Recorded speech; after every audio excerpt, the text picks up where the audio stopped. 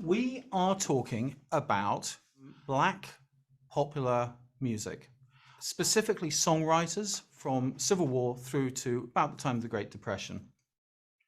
And there's so much, it's such a richness of music that was created in that time. So let me start with a wonderful piece of ragtime from 1909. This is the piece that gives the title to my talk, Grace and Beauty, and this is the piece of ragtime called Grace and Beauty, written by African-American composer James Scott, who was working the same time as Scott Joplin, and in fact the two men knew each other. And it's just a wonderful example of ragtime in its maturity.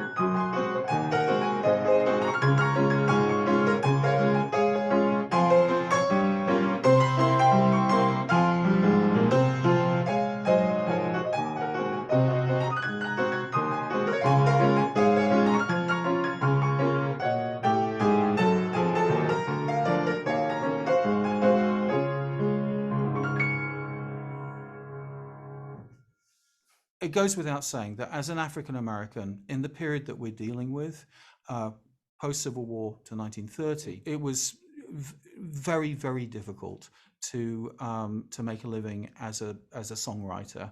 The whole industry was stacked against you. The education opportunities even needed to get the wherewithal to write music and so forth.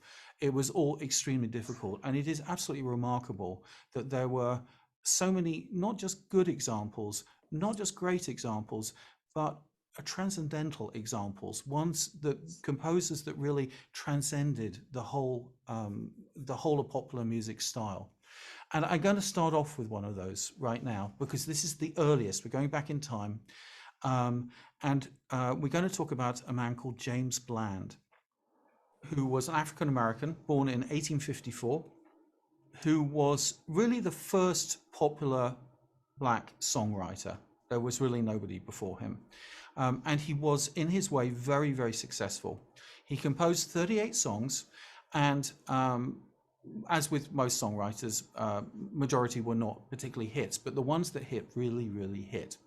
And I'm going to play you two of his most famous songs now. These both come from the 1870s, and one is Carry Me Back to Old Virginny, and the other is Oh Dem Golden Slippers.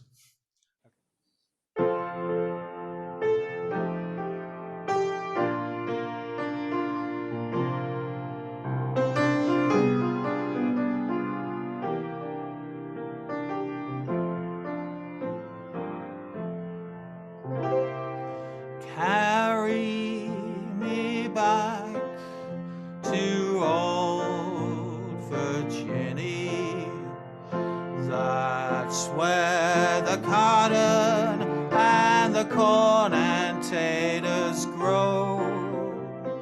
That's where the birds warble sweet in the springtime.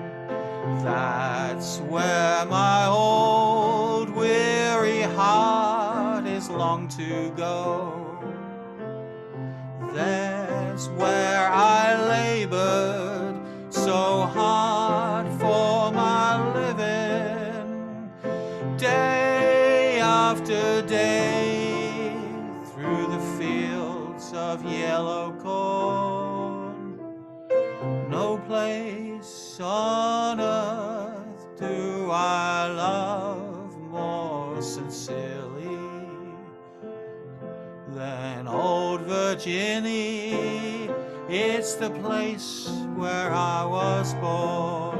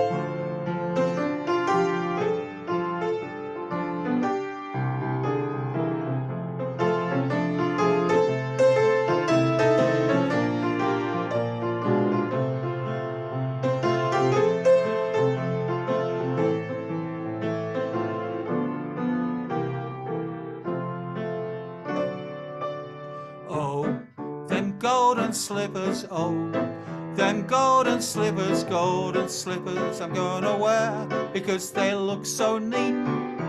Oh, them golden slippers, oh, them golden slippers gonna wear to walk the golden streets.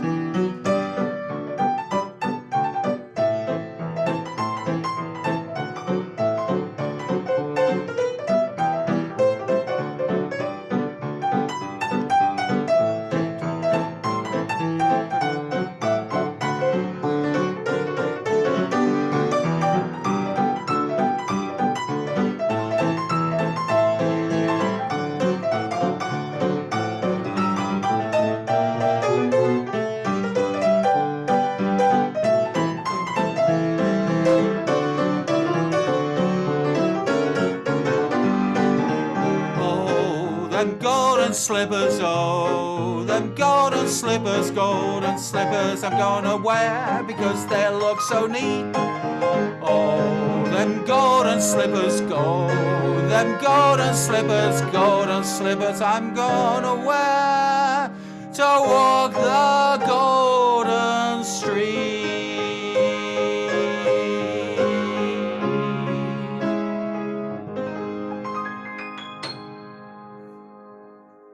James Bland, the composer, was involved with minstrelsy. He was actually a professional minstrel, and these songs were written for minstrel shows. And the kind of music that there were a number of different types of music that were being done by minstrel shows in the 1860s, 70s, 80s, around this time. And these songs belong to two of those different types. One, the first one, "Carry Me Back to Old Virginny," is harks on a theme that was to become so important in the popular song industry, and really, I suppose, starts with minstrelsy, which is the nostalgic yearning for the South. A famous example from the period, which you may well know, is even better known than this one, is "My Old Kentucky Home" by Stephen Foster. "The sun shines bright on my old Kentucky home. 'Tis summer, the children all play." Like this idea that there is this homestead in the South, and it's just wonderful and idyllic, and there's corn and there's children and it's this sort of sense of yearning for the South, and that's what this "Carry Me Back to Virginny" has that sense of. Now, there were hundreds of these songs written in the minstrel period and obviously beyond. Some of them in the later period became very popular as well. And in fact, interestingly, one of those, "Georgia on My Mind," a song I'm sure many of you know, which was from the 1930s originally and became a hit for Ray Charles in the 1960s. The backing of his really famous, iconic recording of "Georgia on My Mind" was "Carry Me Back to Old Virginny." So it was seen as very much part of that tradition. And it's remarkable that it survived so long. So what is it really about this? It's hard to pinpoint from a musicological point of view, but I know as a performer, it's one of the things that you look for in these songs is, do they encourage a sense of freedom? Do they encourage a sense of improvisation? Do they encourage a sense of depth? And this song is a remarkably early song to encourage all those things. Just that very opening.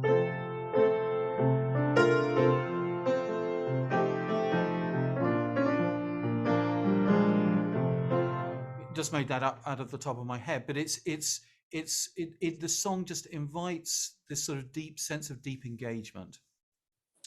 What about the other song, the "Oh Them Golden Slippers"? Well, this is actually a parody. One of the things that was happening in one of the big sort of trends in vernacular music at this time was the rise of the African American spiritual through groups like the Fisk Jubilee Singers, who toured the country. This was in the 1870s. Very shortly after the Civil War, they were touring the country, popularizing these spirituals, and suddenly Black spirituals, which were before that really only in the African American subculture, became mainstream, where of course they've stayed ever since, including classics like "Swing Low, Sweet Chariots" and things like that.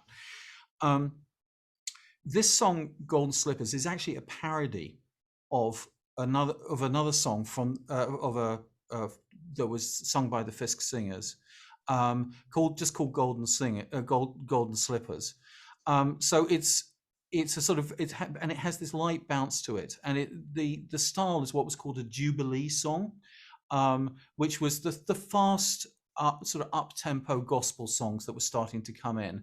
A good famous example is like, "Gonna lay down my burden down by the riverside," or "Give me that old time religion, give me that old time, oh them golden slippers, oh them golden slippers." It's just the same kind of feel, and it was done kind of satirically. The song that it was based on, derived from, "Golden Slippers," is nowadays a very obscure song, like nobody remembers it. So what does it say about the satirist who put that together? That the satire is remembered much better and much more loved than the original version. That shows just a remarkable talent. So I hope you get a sense with this. Bland, I just think is in a way very underappreciated. I mean, he's acknowledged in terms of the history of African American songwriting, but he was the first to really put to paper the deep feeling of African American creativity inspired by all this culture. Other African American composers, I mean, he's really the major composer in the 19th century, the major figure. Other ones are sort of lesser in different ways, and quite rare. It was just so difficult. There was no shortage of talent, of course, but the other circumstances needed to become a successful songwriter were denied African American composers. This all changed in the very late 19th century because of the rise of ragtime. Ragtime was really the first style that was acknowledged to be basically African American. So I'm going to play you now first published rag by an African American. This was written in 1897, which was really the first year that ragtime started to appear in commercial music. And it was written by a fellow called Tom Turpin, who was a pianist in the Midwest in the St. Louis area. And he published several rags, I think 5 altogether. This was his first.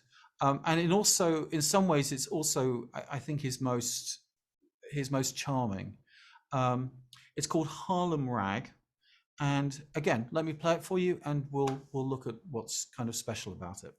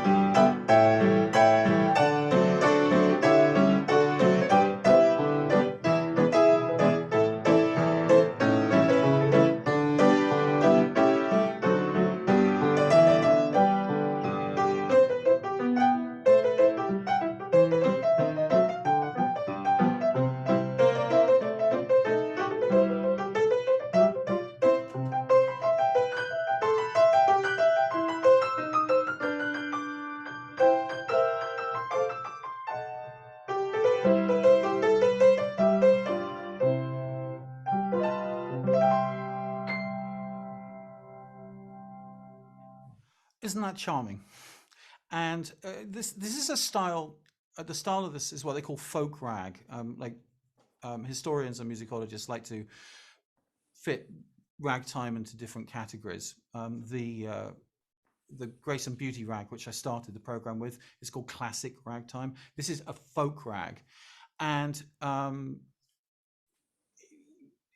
it has a very similar aesthetic to folk art, like paintings by Grandma Moses or something like that, which is, it has a naive quality, like a simplicity, a naive quality, that is just very charming and very engaging. Just even that opening.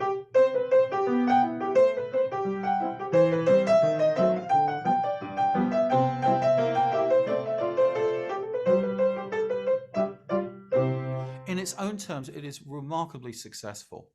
And it has all the qualities of ragtime. What are those qualities? The essence of ragtime is, as is quite well known, syncopation. Right? Syncopation is where you anticipate the beat to create a sense of rhythmical excitement. You can see it right in this opening. It is in those. Those are actually examples of syncopation.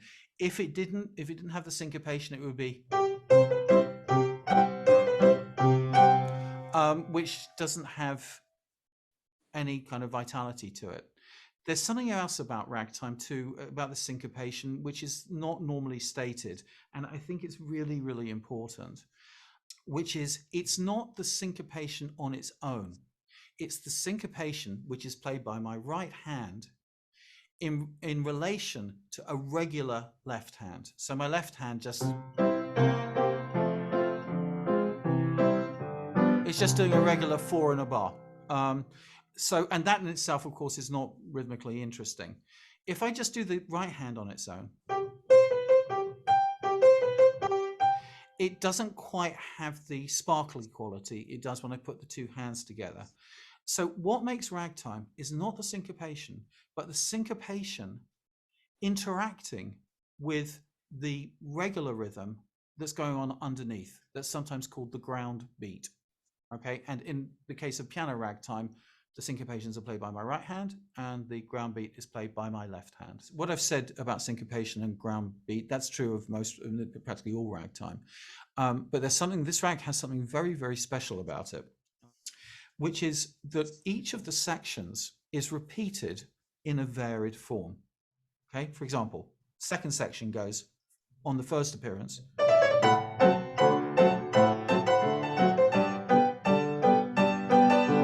Okay, so on the second appearance, it goes. Now,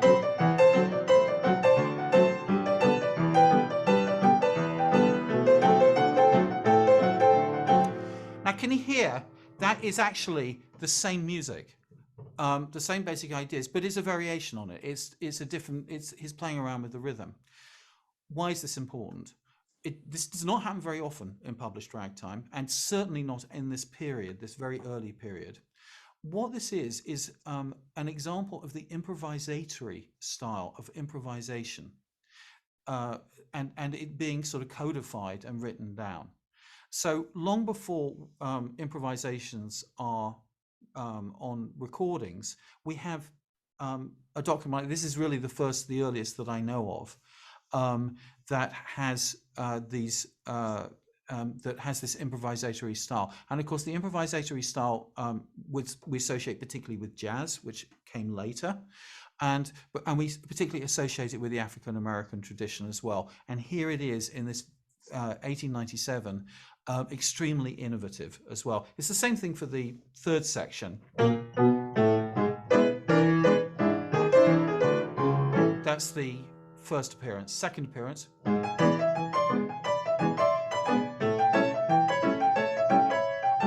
And this improvisatory sense and freedom in it, again, it gives it this extra dimension that's not there in really very much in the rags written by white composers at around the same time. So there it is, sort of very exceptional. Moving on from ragtime now, we're going to talk about the 19-teens. By the teens, the songwriting industry had become huge in America. It was making colossal amounts of money for quite a lot. I mean, it was a huge industry by this point. As I said, sheet music based, although by this point recordings are also starting to become important as well. And the two added up together, and it was a fairly major part of the economy. Because of that, and because of the popularity of ragtime and then jazz, which came along in about 1917, and because those two styles, ragtime and jazz, were associated with African American musical culture, there were increasing opportunities for African Americans to make their mark. And I'm going to play two hit songs. We're going to look at two hit songs now, one from 1914 and the other from 1916, that were among the most popular songs of the year. The first is from 1914, is Ballin' the Jack, written by Chris Smith and Jim Burris. Both these people were very underrated and very underappreciated. Probably the name, for example, Chris Smith, doesn't mean anything to you, but he wrote dozens of songs starting from just after the turn of the century through to well into the 1920s. This was his biggest hit, but he had other songs that were hits as well, and he did pioneering things, particularly, for example, with the blues. He wrote, he was one of the co-authors of the first published blues, which was in 1912. But this, as I said, was his biggest hit. And basically, I'm just going to do the song, and again, we'll take a look at what makes it special.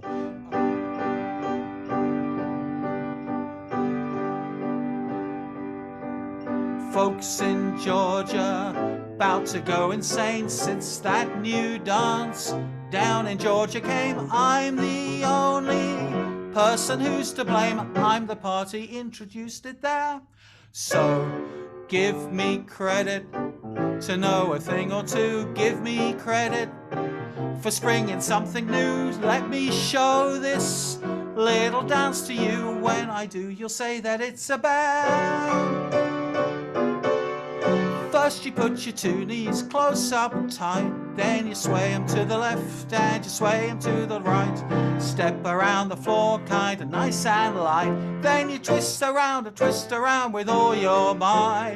Stretch your loving arm straight out in space, then you do the eagle rock with style and grace. Swing your foot way round, then bring it back. Now that's what I call ballin' the jack. A ballin' the jack. Ballin' the jack, that's what I call ballin' the jack.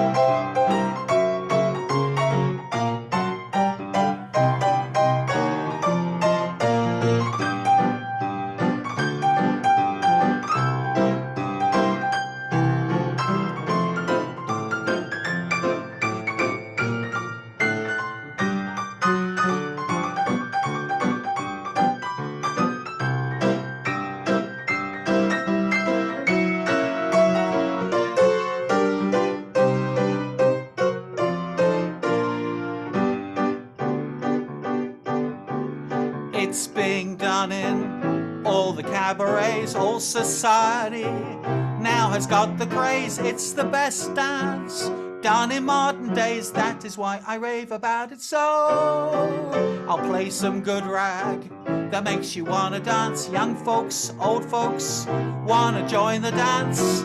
Join in right now while you've got the chance. Once again, I'll show the steps to you. Put your 2 feet close up tight, then you sway them to the left and you sway them to the right. Step around the floor kinda nice and light, then you twist around with all your might. Stretch your loving arm straight out in space, then you do the eagle rock with style and grace. Swing your foot way round, then bring it back. Now that's what I call ballin' the jack. Ballin' the jack, ballin' the jack. That's what I call ballin' the jack.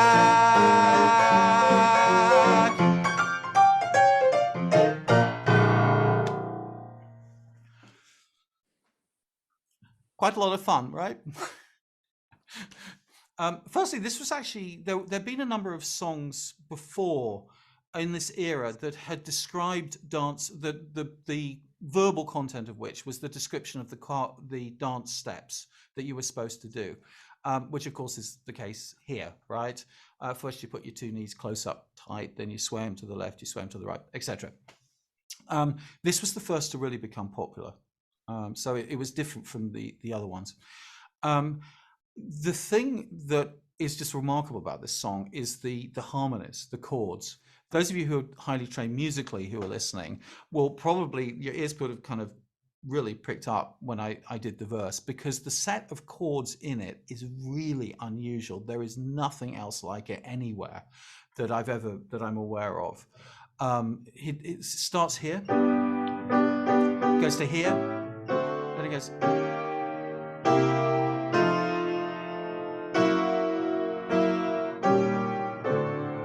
And then that repeats. Why not?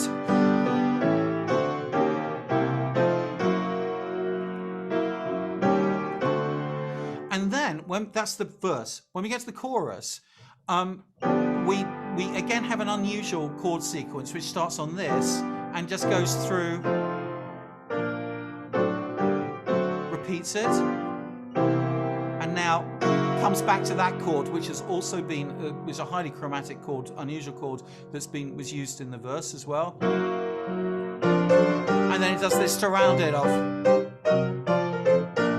And just to get a little bit wonkish on you, if you don't mind, the song has a unique key scheme as well. Usually, when you have a verse-chorus song like this, the verse and the chorus are in the same key. So if the chorus, the main part is in G major, the verse will also be in G major. Occasionally, you get songs that the verse and chorus are in different keys. A very famous example that influenced a lot of songs in this era was Irving Berlin's Alexander's Ragtime Band, which starts in key of C. Oh my honey, better hurry and let's me, and then in the chorus it goes to F. Okay,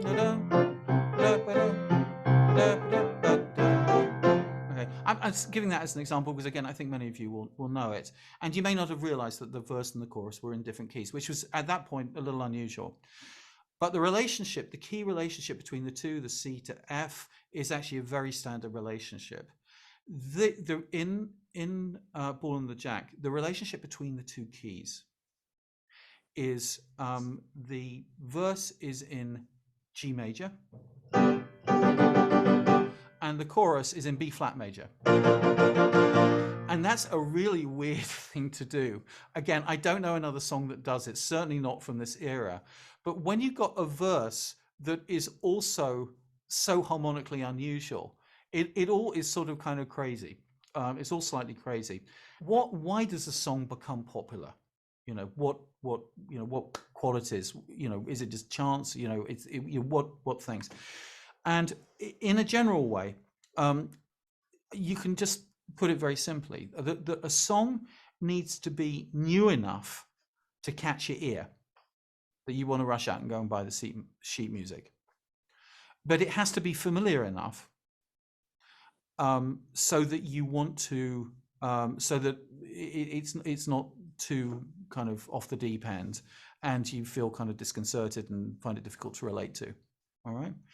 You'd think that this song is definitely off the deep end. It's got so many harmonic, strange novelties. It's highly original for the era.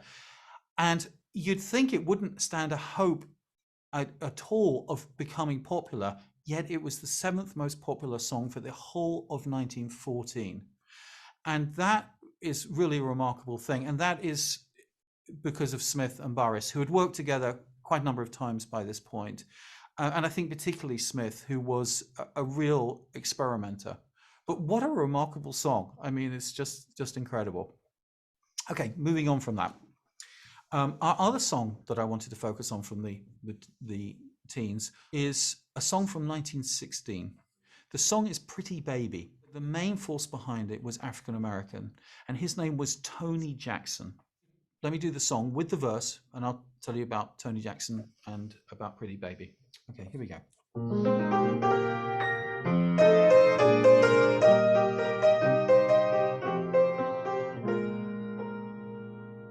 You ask me why I'm always teasing you.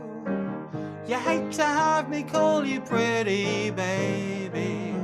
I really thought that I was pleasing you, 'cause you're just a baby to me. Your cunning little dimples and your baby stare, your baby walk and baby talk and curly hair, your baby smile makes life worthwhile. You're just as sweet as you can be. Everybody loves a baby, that's why I'm in love with you. Pretty baby, pretty baby. And I want to be your sister, brother, dad and mother too. Pretty baby, pretty baby. Won't you come and let me rock you in my cradle of love, and we'll cuddle all the time. Oh, I want a loving baby, and it might as well be you. Pretty baby of mine, pretty baby of mine.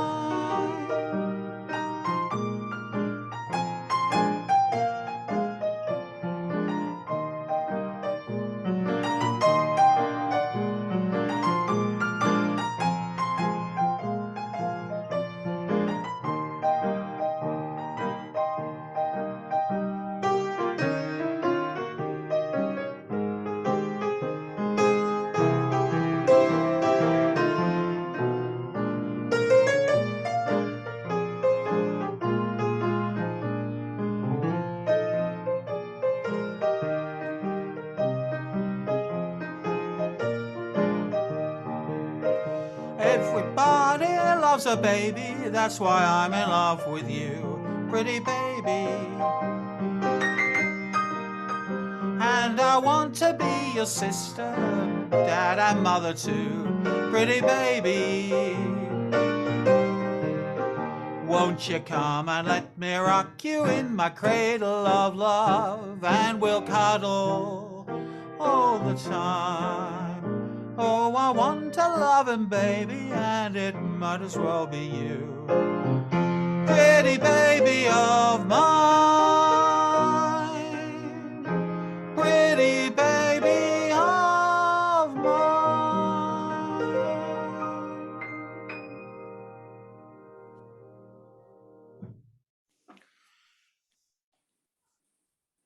So, again, I'm sure the chorus will be familiar to very many of you. That is a song that has really endured from this period.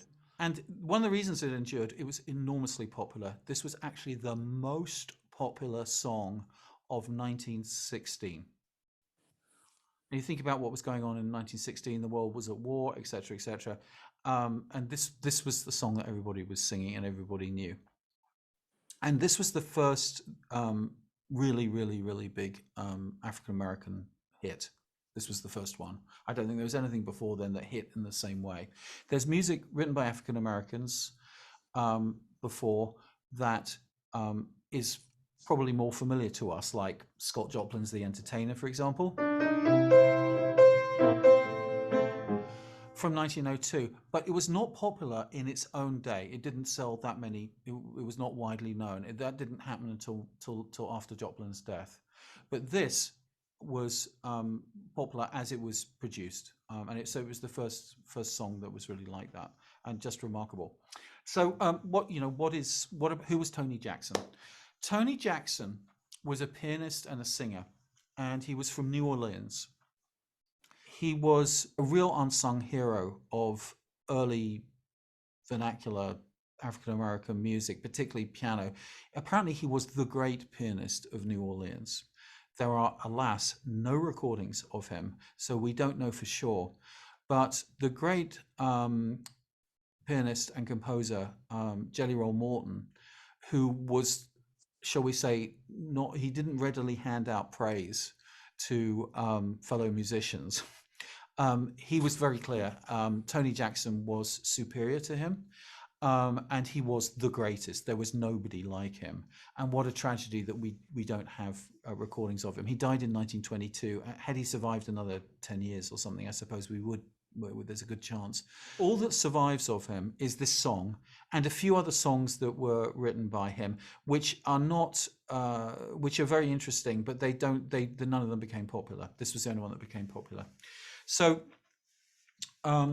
this song apparently started off as a bawdy song, and the words do not survive. Tony Jackson played in all the madams' houses in New Orleans, in the Storyville district, in the teens. So they did a lot of off-color kind of songs, and this was one of them. The only part of the lyric that survives, which was sung by Jelly Roll Morton, who heard him do it in the 1940s, goes like this. You can talk about your jelly rolls and none can compare. Pretty baby, pretty baby. Jelly roll being a slang, slightly risque term for girlfriend, boyfriend, lover. And that's the only part of the lyric that survives. It needed to be cleaned up for Tin Pan Alley. So everybody loves a baby, that's why I'm in love with you. So there's words which I don't think were Tony Jackson's. So we're really looking at the melody, and the melody of the chorus. The verse, all this stuff about, you ask me why I'm always pleasing you, that was actually not by Tony Jackson. It's the melody of the chorus that is the very special thing here. So there's a couple of things about it. The first is this line that occurs in the middle of the song. Won't you come and let me rock you in my cradle of love, which is a very, very jazzy line.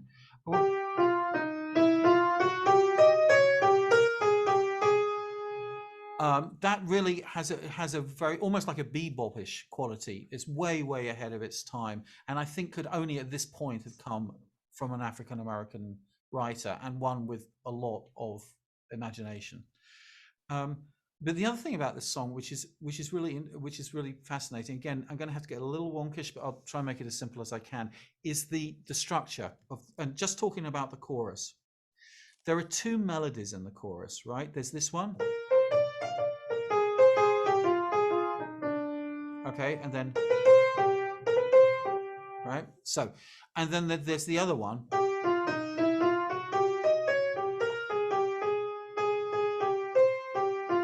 Okay, let's call them A and B. Melody A, melody B. Okay, now the way the song's put together is you have A, then you have A, you have B, and then you have A. A, B, A. Listen, this is A. Everybody, I'll do it fast. Everybody loves a baby, that's why I'm in love with you. Pretty baby, pretty baby. Then A again. And I want to be your sister, brother, dad, and mother too. Pretty baby, B. Won't you come and let me rock you in my cradle of love, and we'll cuddle all the time. A. Oh, I want a loving baby, and it might as well be you. Pretty baby of mine. Okay? A, B, A. So why is that important?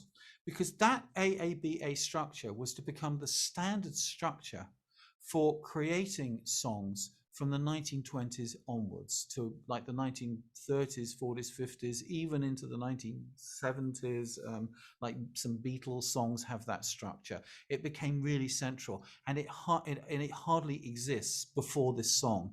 This song was the first song to become really popular that has that AAB structure and certain other qualities that we associate with the AAB Tin Pan Alley type songs. But there were literally thousands of them written by famous composers like Gershwin, Rodgers and Hart, Irving Berlin. This was the first one to become popular. The slight qualification is that it was that was not in waltz time. There are a few waltzes beforehand, but the standard Tin Pan Alley song that became popular in the 1920s and 30s, that was not in waltz time either. So this is really the first kind of boilerplate Tin Pan Alley song, and really just remarkable. And that came from Tony Jackson. That would not have come from his co-writers, and helped put it on the rack, on the map, that style on the map. Okay, so really just a remarkable song. And what a shame that Tony Jackson died before he had a chance to really have a substantial legacy. Anyway, so moving into the 1920s, the last decade. By the time we move into the 1920s is popularly known as the Jazz Age, right? And so jazz is the thing. And of course, it came from the African-American culture.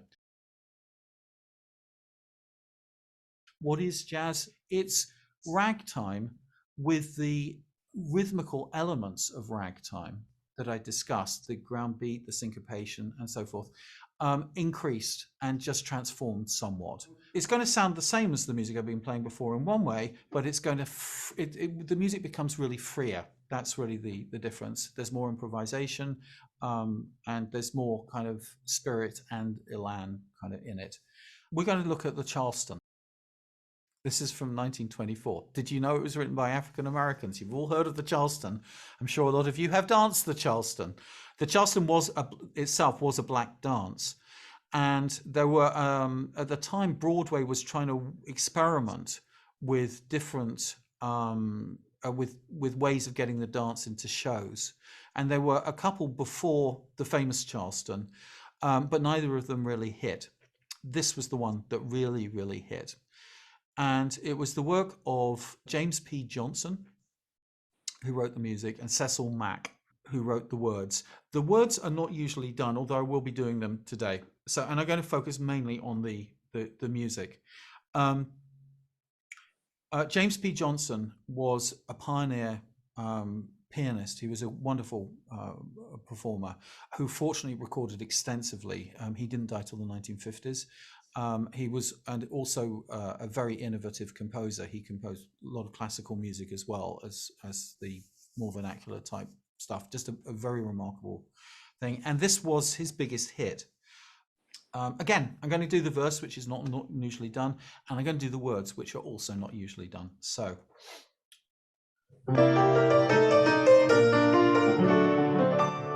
Carolina, Carolina, at last I got you on the map with a new tune, funny blue tune with a peculiar snap. You may not be able to buck or wing, foxtrot, two-step, or even sing. If you ain't got religion in your feet, you can do this dance and do it neat. Charleston, Charleston, made in Carolina. Some dance, some prance. I'll say there's nothing finer than the Charleston. Charleston, Lord, how they can shuffle.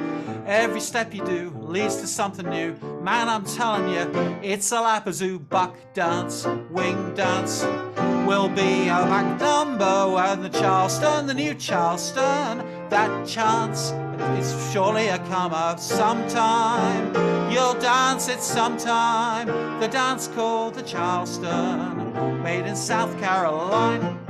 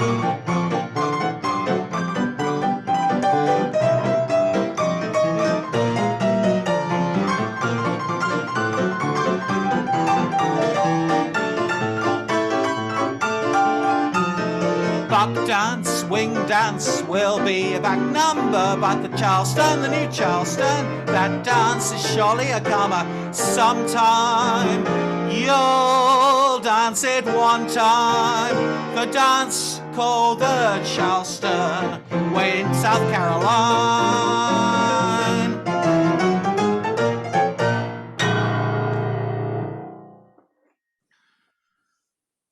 It just seems to really embody the spirit of the jazz age. That's why it's become such an iconic song. And people felt that at the time. There were tons of recordings of it. It was enormously popular. What most of all seems to be is this underlying rhythm, which is this.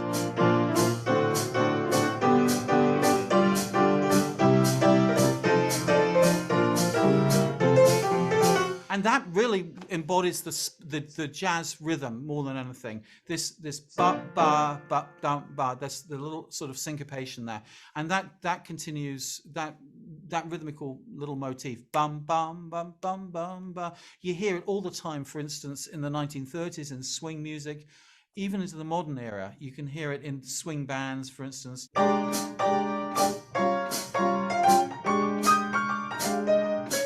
It's all that style of jazz really is embodied in that it all really in a way comes out of that little rhythmical seed there that's in the Charleston. The other thing is about the Charleston, just to say also that it's not, a lot of songs were written following the success of the Charleston that sort of imitated them. For example, a good one is 5'2", eyes of blue. Oh, what those 5 feet can do. Has anybody seen my girl? Which actually uses pretty much the same chord sequence, and I'm surprised there wasn't a lawsuit about it. But what this song has, what the Charleston, the original one has, at the end there, it has the chords. The chords that are used are actually very subtle, like this one at the end.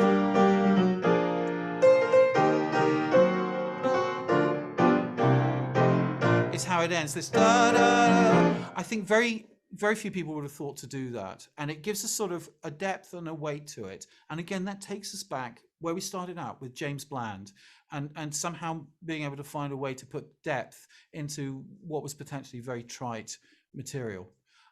This seems to be something that the black composers were able to do throughout this whole period. Okay, moving on from that. Our last composer of the evening is one of my personal favorites, the great Thomas Fats Waller. Fats Waller was born in 1904.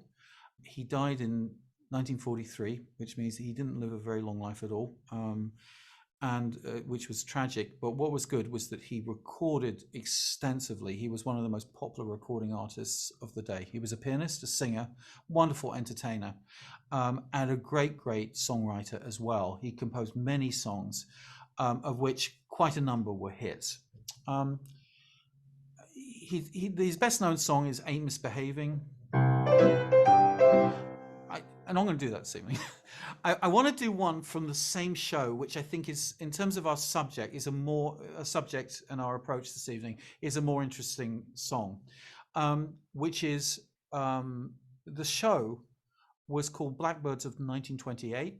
So it was a 1928 show that was on Broadway, and all the acting and the music was written by, it was created by, it was performed by African Americans, including Louis Armstrong was in it as a performer, Fats Waller himself, of course, and Fats Waller wrote all the songs with his regular writing partner, who was a fascinating character in himself called Andy Razaf, who was also African American, who I think was the great nephew of the last Queen of Madagascar. So he was kind of related to this Madagascan royalty, and he's a wonderful lyricist and very overlooked, as a lot of these people have. The director of the show thought it would be kind of amusing if the singer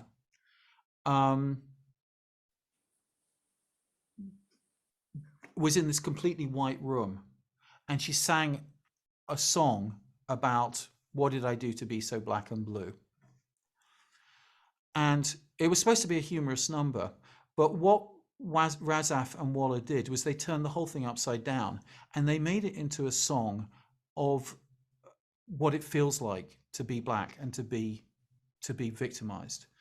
And this at the time was completely new. This had never happened in popular music. So it just is really a remarkable song. So this is What Did I Do to Be So Black and Blue?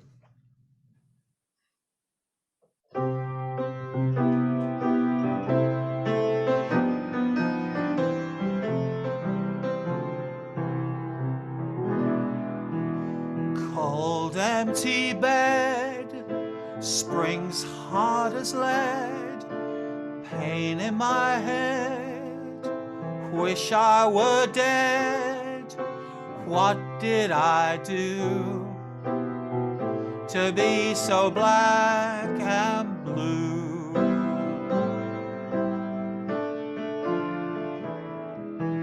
No joys for me, no company, even the mouse ran from my house.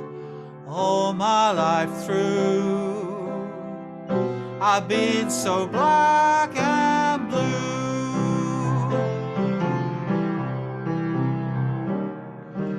I'm white inside, but that don't help my face. Don't you know it, honey? 'Cause I can't hide what is on my face. I'm so forlorn. Why was I born? My only sin lies in my skin. What did I do to be so black and blue?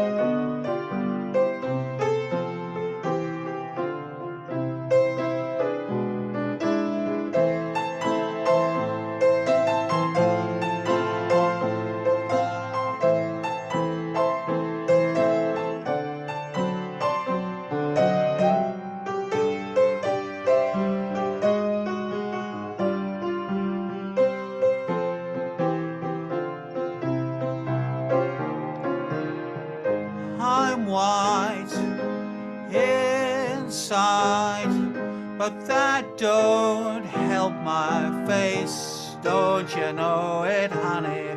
'Cause I can't hide what is on my face. I'm so forlorn. Why was I born? My only sin lies in my skin.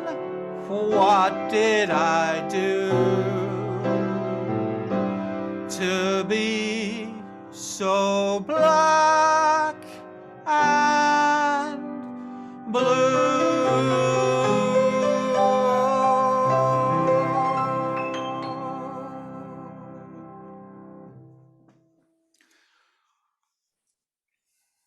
I hope I've given you at least some sense of just how rich, powerful, evocative, and just downright good this music is. It hasn't been neglected, but it hasn't been given the elevation either that it deserves. And I'm actually very thrilled to be able to help with that effort. I'm going to finish with another piece of Fats Waller's. This is a piece of piano music created around the same time, a little bit before 1927, and it's called Handful of Keys. And this seems like a good way to go out this evening. I think I may invoke my trusty hi-hat as well. Yes, for this. Okay, here we go.